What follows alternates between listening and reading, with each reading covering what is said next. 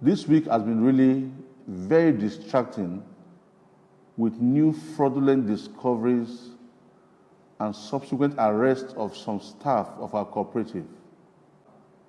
7 staff of the cooperative have been arrested, with 1 in the director's category and 1 in the managerial cadre.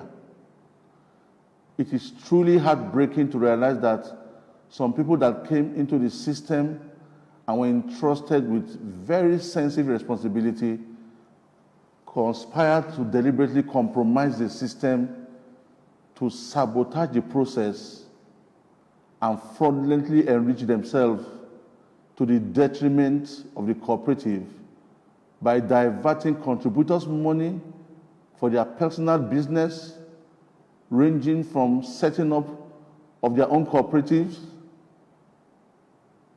payment for vessels for oil bunkering, building of houses in several locations, buying of properties in different locations. These are some of the reasons why most members never received their payments, because their monies were deliberately diverted by collaboration in the system. So these payments did not come as at when due, and they needed to be incidented most of the times. Meanwhile, the cooperative, upon receiving such complaints, will still go ahead and pay another money to such complainants, whom have since been paid, but was diverted to accounts, proxy accounts that these elements in the system smuggled in. The forensic audit has so far uncovered so many fake accounts that were imputed into the system at payment coding points in connivance with the ICT, and millions, hundreds of millions of naira meant for members were being paid to this proxy account on a daily basis. And we are again assuring and reassuring members that there's no going back on the July 19 commencement date, which is sacrosanct. The forensic audit has unearthed hundreds of millions of naira looted allegedly by some staff in connivance with external elements. This preliminary discovery is as a result of forensic audit on just over 3,000 files so far, out of over 25,000 files. And all those indicted so far are cooperating with the security agencies. I want to state very clearly that I, as an individual, I am willing at any point in time to step aside to be fully investigated whenever our cooperative deems it fit to do so.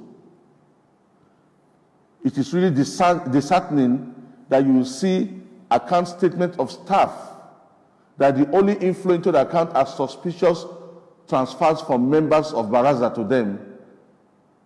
For example, this account from December 10th to date has over 25.9 million naira. Another account of same person from 9th of December to date has over 7.8 million naira. And all are just inflows of suspected Baraza members that have transferred money to them. I'm seeing a file of a member that made contributions but transferred to a personal account of his staff to the tune of 15,750,000 naira, one person. And the staff diverted the money. And this is a top staff. It has also been discovered that these fraudulent elements in the cooperative have engaged the service of bloggers to try to change the narrative to cover up the dirty deeds and want to turn the story against management. This will be an exercise in futility, and management will stand its grounds and ensure that there's full recovery of illicit funds that have been diverted by these enemies of progress. For example, they said it is the CEO's fault. He was not paying attention to the business. First of all, Baraza is a cooperative. It's not my business. It's our cooperative. I give an example. If we have a bank and the account officer and branch manager or the internal control person are conniving to deduct money illegally from a customer's account, would that be the fault of the managing director?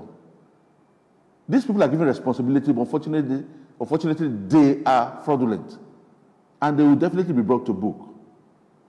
I've said it before and I'm saying it again, nobody will be spared in the ongoing exercise, not even my family members in and out of the system, if found culpable. We will shield no one. We assure members that stolen funds will be recovered, and it has started already. Imagine that there's no forensic audit. It means that these ghost names, these contributors, these distortions, we will continue paying them from July 19, 2021. But right now, we are cleaning the systems and they will be out. All discovered and fraudulent transactions shall be suspended with immediate effect, and they shall be taken out from our systems.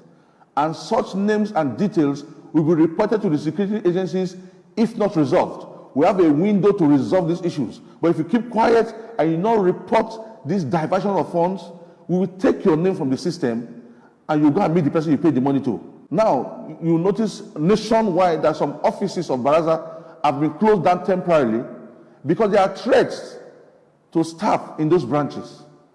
It is the responsibility of management to ensure that all staff are safe despite the challenging times, and we call on all members to please exercise restraint. It is worthy of note that by the time we resume operations on July 19, 2021, we shall not be paying out on a daily basis. Note, please, we shall not be paying out on a daily basis.